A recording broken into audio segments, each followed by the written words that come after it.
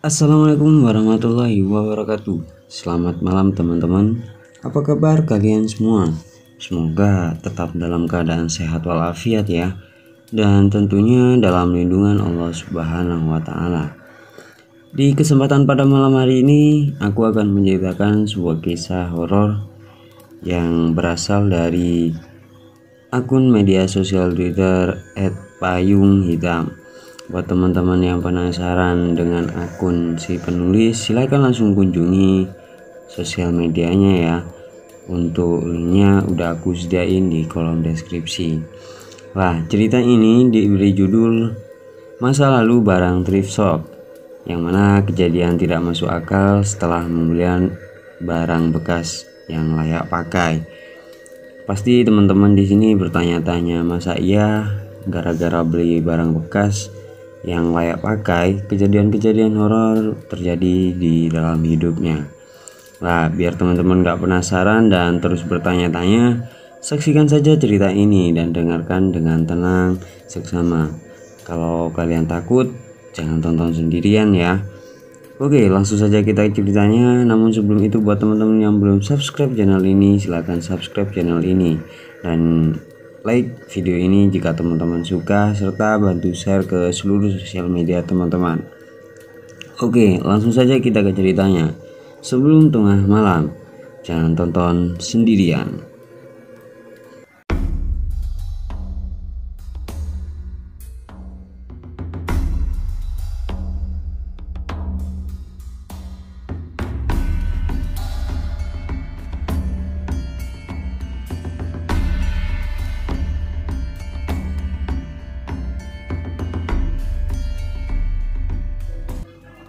Oke, jadi sebelum memulai ceritanya, sebetulnya ini adalah pengalaman hidup paling sulit yang dialami oleh tanteku. Ada baiknya nama, tempat, dan tokoh di sini aku samarkan ya. Juga ada beberapa bukti yang masih ada tersimpan baik. Mudah-mudahan admin diberi izin untuk post foto buktinya ya. Di sini aku akan mulai menceritakan kisah ini melalui sudut pandang dari tanteku. Di sini sebut saja Tante Vidya. Waktu itu aku dan Mas Panji sudah selesai sidang. Akhirnya aku memutuskan untuk touring, sekedar melepas penatnya semester akhir menunggu hari wisuda. Mas Panji betul-betul menunggu momen ini karena dia sudah telat 1 tahun lulus. Jadinya dia ingin merayakan betul-betul momen ini bersamaku. Sore itu aku berniat untuk menghubungi lewat wartel atau warung telepon dekat kampusku. Setelah 1 jam aku berbincang melepas rindu dan merencanakan touring kita, akhirnya Mas Panji sepakat untuk menghampiriku ke Bandung. Rencananya setelah touring kami akan langsung kembali ke Jakarta, karena aku dan Mas Panji memang asli Jakarta. Rencana keberangkatan kami yaitu lusa dari hitungan atau telepon Mas Panji tadi. Jadi aku masih ada waktu untuk packing, beres-beres kos, dan juga pamitan dengan teman-temanku dan juga ibu kosnya. Seperti biasa, aku suka sekali menceritakan momen bahagiaku dengan Mas Panji dengan kawanku. Maklumlah, walaupun kami sudah 3 tahun pacaran, kami masih saling kasmaran. Bahasa sekarangnya bucin. Besok aku mau jalan-jalan nih sama Mas Panji. Biasalah, refreshing, kataku waktu cerita dengan Riri dan Anggun, teman kosku. Oh, pantesan kamu sibuk banget. Sampai kami ajak makan Indomie aja gak bisa, sahut Riri. Mau kemana kamu memangnya, Fit? Tanya Anggun. Jalan-jalan sekitar Bandung aja sih. Habis itu baru aku balik ke Jakarta. Sekalian juga cari oleh-oleh buat orang di rumah. Kamu tahu sendiri kan, kemoranganku banyak, jelasku. Terus kamu gak balik ke kos? Kapan kamu balik ke sini lagi? Tanya Anggun. Nanti pas mepet wisuda. Masih lama kan, 2 minggu lagi. Jangan kangen ya sama aku, candaku. Ada dan gak ada kamu pun sama aja, Fit. Kamu kan pacaran terus, sahut Riri. Tenang aja, nanti aku inget. buat belikan kalian oleh-oleh untuk perpisahan nanti. Udah ya, aku mau tidur dulu. Besok aku berangkat pagi soalnya. Wes sana lang tidur. Salam buat Mas Panji dan mamamu ya Fit, kata Anggun. Iya kawanku, dah pamitku pada Anggun dan Riri. Aku masuk ke kamar dan siap-siap untuk tidur. Esok paginya aku beres-beres dan tinggal menunggu Mas Panji datang menjemput. Sebelumnya aku juga pamit dengan ibu kos kalau bulan depan aku akan keluar dari kos. Mas Panji datang dengan motornya sekitar pukul 9 pagi. Aku pun langsung berangkat pergi. Awalnya kami cari sarapan dan foto-foto di beberapa tempat yang alamnya masih asri sambil menikmati pemandangan dan makan sarapan yang tadi kita beli. Singkat cerita, setelah sarapan dan makan siang, kita memutuskan untuk cari oleh-oleh. Sekalian juga pulang menuju Jakarta. Mas, abis ini kita cari oleh-oleh di mana ya? Tanyaku. Kamu suka barang antik nggak? Udah sering banget kan kalau oleh-oleh cuma baju atau aksesoris biasa? Boleh tuh. Kamu tahu tempatnya? Tahu dong. Di sini banyak kok. Yuk ke sana, ajak Mas Panji. Akhirnya kita berangkat. Sekitar pukul 1:30 siang kita sampai di tempat barang antik. Aku baru pertama kalinya memasuki toko ini. Unik dan baunya juga khas walaupun sedikit pengap dan usang. Ya, dari judulnya saja toko barang antik, pasti usang. Aku mencari barang-barang untuk keluargaku di Jakarta sekalian, juga untuk diriku atau ada yang menarik kan. Lagi cari-cari barang, tiba-tiba aku ketemu kacamata hitam, unik dan sepertinya cocok untuk aku. Aku panggil si penjualnya dan aku minta di-keep untuk aku bayar. Nanti dikasih sekalian barang sebelumnya juga. Waktu selesai minta di-keep dengan penjual, aku balik badan dan melihat seorang perempuan menatapku dengan tatapan kesal sambil komat kamit. Aku pikir perasaanku gak sentuh dia. Mungkin dia kesal kali ya. Dia mau kacamata itu tapi aku yang duluan ambil. Setelah aku lihat-lihat barang lagi di etalase yang berbeda, aku menemukan lagi kacamata yang sama. Aku pikir ada 2 buah. Berarti satunya bisa aku kasih ke Mas Panji biar samaan begitu. Tapi aku pastikan dulu Mas Panji suka. Jadi aku tanya ke dia, Mas, kacamata ini bagus deh, kamu suka nggak? Mas Panji kelihatan bingung. Jam tangan kali maksud kamu? Ini kacamata. Waktu aku tunjuk ke etalasenya, wah, hilang. Di situ betul-betul deretan jam tangan semua. Perasaan di sini aku mulai gak karuan. Aku gak salah lihat kan? Apa salah ya? Karena jam dengan kacamatanya sama-sama bulat. Salah lihat kamu. Tapi jam itu bagus sih, sahut Mas Panji yang katanya gak aku dengerin lagi karena aku lebih suka belikan kacamata ketimbang jam. Lagian beruntung banget pikirku kan kalau ada kacamata antik sepasang. Setelah selesai semua, kita bayar semua barang yang kita beli. Lalu ya sekedar lihat-lihat saja di toko yang lain. Semenjak aku di toko yang tadi, perasaan anehku semakin banyak. Mulai dari tokonya pengap, perempuan aneh, kacamata yang tahu-tahu hilang, dan semakin jadi penasaran aneh. Moodku jadi benar-benar sedih. Dada berasa sesak dan beberapa kali aku suka bengong. Mungkin aku kecapean. Di toko yang satunya ini mereka lebih banyak menjual baju. Saat aku sedang melihat baju-baju, aku menemukan satu celana Levi's. Ada motif di pinggulnya berupa bordiran mawar merah. Tapi setelah aku pegang, itu lembab. Ya, itu darah, masih baru dan segar. Spontan aku teriak jijik dan Mas Panji refleks bertanya, kamu gak apa-apa? Ih, jorok banget, masa ada darah di celana itu? Kataku.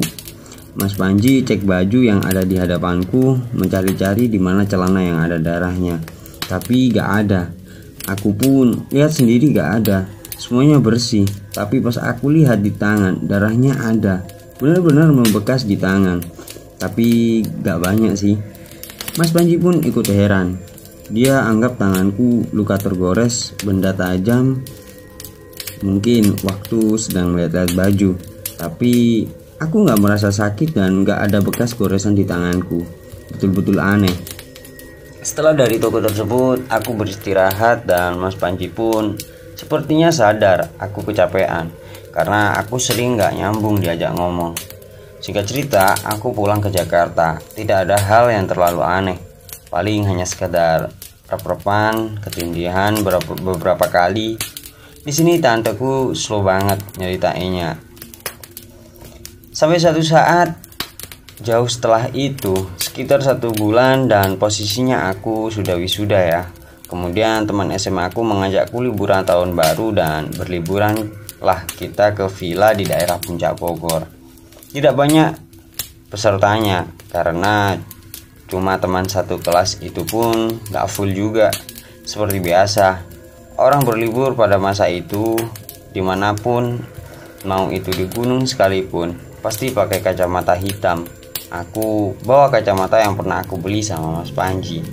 Jadi setelah aku beli dari toko barang antik itu sampai aku reunian saat itu, aku belum pernah pakai kacamatanya. Acaranya berlangsung 3 hari. Keseruan menyelimuti acara sampai tiba-tiba aku merasa sedih lagi. Bingung lah aku di sini. Karena seperti kejadian waktu touring sama Mas Panji itu. Suasana sedang suka cita, tapi aku merasa sedih, merasa kehilangan dan menyesal. Tapi aku bingung penyebabnya apa. Setelah sedih, aku mendengar suara-suara aneh seperti contoh kejadian di suatu malam. Aku mendengar suara auman harimau. Tapi aku selalu saja positive thinking. Kalau di tempat seperti ini dikelilingi hutan pasti masih ada harimau. Aku masih tidak cerita dengan siapapun. Aku takut merusak suasana. Sampai akhirnya malam itu juga aku melihat ada 2 titik cahaya merah di luar jauh dari villa. Tapi lama-lama cahaya itu mendekat. Tadinya aku kira pesawat, tapi jarang sekali pesawat terbang rendah di daerah pegunungan. Saat itu belum ada drone ya teman-teman. Semakin dekat aku merasa ini gak beres. Itu pasti mata dari salah satu makhluk. Betul saja, aku gak melihat wujud jelasnya. Karena semakin jelas, titik merah itu semakin terlihat siluet hitam manusia yang tingginya melebihi atap villa. Aku pun pingsan di sini. Esoknya, pagi dini hari, aku sudah sadar, dikerumuni teman-temanku. Ternyata semalam aku tidak betul-betul pingsan, tapi aku kesurupan. Sebentar lalu pingsan. Yang diingat dengan teman-temanku, aku kesurupan dengan berbicara bahasa Sunda. Padahal aku bukan orang Sunda. Bahkan bahasanya pun aku nggak ngerti sama sekali. Marah menggebu-gebu di saat pesta. Oh iya, ngomong-ngomong, ini kejadian di hari kedua acara ya teman-teman. Oke, lanjut. Di saat itu temanku ada yang beberapa paham bahasa Sunda, tapi karena saking takutnya mereka hanya menyimpulkan saat aku kesurupan. Aku bilang, salah satu di antara kami telah membawa sesuatu yang lain ke villa ini, sesuatu yang jahat, sehingga penghuni dari villa itu merasukiku dan marah sejadi-jadinya. Di situ semua kebingungan dan akhirnya pagi itu pun kami berdiskusi siapa yang punya niat jahat atau punya jimat-jimatan segala macam. Tapi sudah berani sumpah semuanya baik-baik saja. Aku pun sama. Akhirnya siangnya itu kami berdoa agar tidak terjadi hal-hal tidak diinginkan lagi. Malam nanti setelah pesta penutupan kami rencananya pulang. Tiba saat maghrib datang dan sedang mempersiapkan pesta penutupan, aku merasa lagi kesedihan, duka, dan teramat dalam, penyesalan dan sesak di dada. Dan tidak lama setelah itu aku melihat ke arah kerumunan teman laki-lakiku yang sibuk menata persiapan. Di sana, satu di antara mereka ada satu perempuan yang selalu memeluk temanku. Aku bingung, kapan dia bawa pacarnya ke acara ini. Lagian di antara kami betul-betul berteman. Selama acara pun gak ada obat terlarang ataupun alkohol. Gak mungkin ada teman perempuanku yang lengket banget sama teman laki-lakiku. kami semua betul-betul tidak ada yang pacaran sama sekali. Haji, aku panggil temanku yang dipeluk cewek itu. Woi, kenapa Fit? Bentar ya. Haji langsung lari ke arahku, dan perempuan tadi ditinggal begitu saja. Lu sama siapa? Itu pacar lu? Tanya aku. Hah? Enggak, gua kan jomblo. Ngeledek lu. Jelas Haji bercanda. Lu baik cewek Ji. Tadi yang melukin lu siapa? Serius, gua jangan bercanda.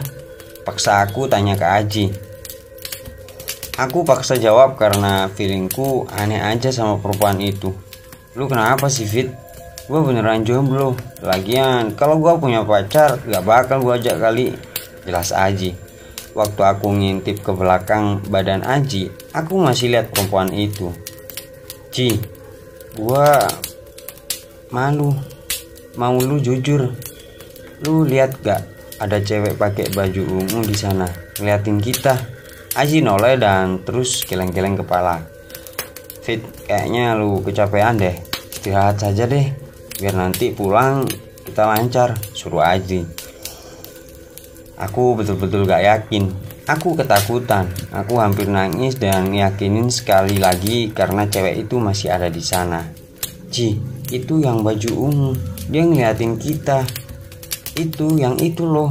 Jelas aku sambil nunjuk persis di sebelah meja tempat kita makan-makan di taman. Aku betulan gak lihat lu Fit. Semua di situ laki-laki dan gak ada yang pakai baju ungu. Atau lu pulang deh. Gua telepon Panji biar jemput.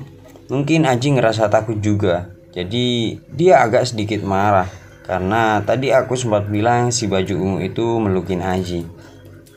Oh iya, perempuan itu pakai kaos ungu dan celana coklat. Tatapannya seperti orang biasa, tapi tetap terpaku ke arahku dan Aji. Melihat tatapan bergerak dan berkedip. Udah Ji, gak ada apa-apa. Gua ikut lu pada aja nanti. Jelas aku meyakinkan Aji. Akhirnya Aji pun setuju. Aku pulang bareng mereka dan malam itu acara tetap berlangsung. Karena aku masih kurang enak badan setelah kejadian kesurupan kemarin, aku memutuskan istirahat di ruang TV. Lagi asik nonton TV, aku ketiduran dan mimpi. Di mimpi itu, aku sedang dalam perjalanan. Tiba-tiba mobil travel yang aku tumpangi mogok di tengah tol. Akhirnya semua penumpang turun dan di situ aku melihat cewek baju ungu ini lagi. Cantik sekali. Di situ aku lihat dia pakai kacamata yang aku beli di toko barang antik. Aku tadinya sempat mau negur karena aneh kan. Tapi tiba-tiba dia lari ke tengah jalan tol dan menabrakkan diri. Aku shock dan bangun kaget saat itu juga. Aku lihat di villa sepi. Kemana temanku yang sedang pesta? Suara musiknya juga gak kedengaran. Akhirnya aku keluar ke taman. Betul, sudah rapi dan acara seperti sudah selesai. Brengsek, aku ditinggalin. Aku buru-buru lari masuk ke villa. Lalu aku bereskan semua barang dan hati bisa-bisanya aku ditinggalin. Dan lari membawa barang-barangku menuju gerbang villa. Waktu di gerbang, aku lihat ada motor Mas Panji di seberang. Kok bisa kebetulan ya? Lagi apa dia di sini? Apa Aji betul-betul nelpon Mas Panji buat jemput aku? Waktu aku mau samperin Mas Panji di motornya, tiba-tiba aku kaget setengah mati ditarik seorang ibu-ibu dari pinggir jalan raya besar. Seketika tadi aku yang melihat itu baru di depan gerbang villa. Ternyata aku sudah sampai di jalan besar dan motor Mas Panji hilang. Suasana berubah jadi ramai. Kamu itu lihat-lihat kalau mau nyebrang. Aduh, ibu jadi deg-degan. Mau kemana sih Neng? Tanya ibu itu. Aku bingung. Ternyata aku masih mimpi tadi. Asli aku bingung banget. Akhirnya aku ceritakan dengan ibu itu sambil aku diantar kembali ke villa. Astaga, kemana saja sih lu? Ayo pulang. Dari tadi kita nyariin lu. Keburu kemalaman ini. Mau sampai Jakarta jam berapa? Sambut salah satu temanku yang kesal. Sudah, yang penting temanmu aman. Tadi ibu lihat dia jalan di jalanan besar mau nyebrang. Jelas ibu yang antar aku. Aku bingung dan seperti orang linglung. Fit, kita urus Jakarta saja. Pasti ada yang gak beres sama kamu, kata salah satu temanku. Akhirnya kami pun pulang malam itu setelah aku tidak shock lagi. Singkat cerita, sampai di rumah aku juga punya perasaan gak enak sama kacamata yang aku beli. Sepertinya memang dari situ sumber keanehan yang bermunculan. Akhirnya aku sakit selama 1 minggu lebih. Segala pengobatan sudah aku coba, tapi secara medis aku cuma dibilang demam, gak flu atau tipes. Akhirnya kakakku dan orang tuaku mengajakku ke orang pintar. Di sana pokoknya aku didoain, sedikit dipijat di bagian punggung yang betul-betul sakit bukan main. Aku muntah di penghujung pengobatan, cuma muntah air, tapi rasanya enteng banget. Kamu sebaiknya kalau dari tempat yang bekas kecelakaan, musibah, jangan ambil sesuatu di lokasi TKP. Jangan pernah, ucap orang pintar tersebut. Aku gak ada ngambil apapun kok, bantahku. Lagian kapan aku menyaksikan ada musibah di depan mata? Ada di barang yang sekarang milik kamu. Itu bekas milik orang lain, yang apesnya pemilik barang itu ikut ilmu hitam yang gak bener. Dia pakai susu pemikat, tapi sayangnya matinya gak diduga-duga. Jadi sebelum susunya copot, dia sudah meninggal. Tapi jiwanya mengambang, belum tenang, jelas orang pintar tersebut. Aku gak begitu mengerti bagaimana sistem susu itu bekerja, tapi itu buat aku merinding dahsyat. Aku ingat kacamata itu. Aku beli kacamata di toko antik, bah. Tapi masa feeling aku itu sih. Belum selesai bicara tiba-tiba, mana kacamatanya? Tanya mbak itu geram. Aku gak bawa, jelasku. Besok kamu kesini lagi, bawa kacamata itu, suruh orang pintar tersebut. Aku mengiyakan dan esoknya aku balik lagi dengan orang tuaku. Di sana kacamatanya aku berikan dan dibersihkan. Setelah dibersihkan, kami pamit dan orang pintar tersebut berpesan kepada kami untuk jangan menggunakan kacamatanya lagi walaupun sudah bersih. Sebelum waktu dibersihkan sama orang pintar itu juga, aku belum sempat bersihin kacamatanya. Cuman aku bersihin pakai kain sapu tangan aja. Ternyata di kacamata itu di ujung batangnya ada bercak darah mengering yang memang harus dibersihkan pakai cairan pembersih khusus.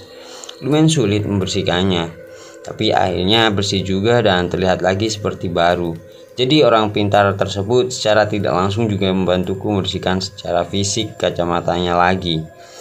Setelah aku sakit dan menjalani pengobatan ini pun, akhirnya Mas Panji tetap mendampingiku dan membantu walau gak setiap saat. Secara fisik, aku pun berubah drastis seperti orang penyakitan dan stres berat. Teman SMA aku setelah kejadian ini gak pernah lupa sama apa yang aku alami. Tapi tanpa adanya ibu yang tarik tanganku di jalan besar waktu itu, aku mungkin udah gak ada di sini untuk menceritakan kisah yang lumayan tragis di masa lalu kepada teman-teman keluarga dan juga warga sekitar. Kejadian ini memakan waktu 2 bulan lebih lamanya. Sepertinya sebentar, tapi aku merasa seperti banyak memakan waktu untuk bersinggungan dengan alam lain. Dan karena kejadian ini pula, aku sampai sekarang jadi peka terhadap hal-hal gaib. Khususnya aku bisa merasakan dan membaca masa lalu orang yang baru aku kenal sebelum orang itu cerita kepadaku. Dan juga sering mendapatkan mimpi sebelum esoknya aku mengalaminya di dunia nyata. Biasanya terjadi pada hari spesial seperti mau melamar kerja atau mau mendapat rezeki dan musibah. Ya, semoga aku tetap bisa menikmatinya seumur hidup. Ya, mungkin cukup sekian cerita pada malam hari ini. Bagaimana menurut teman-teman? Apakah teman-teman punya barang-barang bekas yang banyak menyimpan misteri? Silahkan tulis di kolom komentar ya. Atau mungkin teman-teman juga punya cerita yang versinya sama seperti ini. Silahkan kirim ke email yang udah aku siapin di kolom deskripsi. Buat teman-teman yang belum subscribe, silahkan subscribe channel ini. Dan jangan lupa like juga video ini serta share ke teman-teman kalian. Aska Al-Maulidi pamit undur diri. Assalamualaikum warahmatullahi wabarakatuh.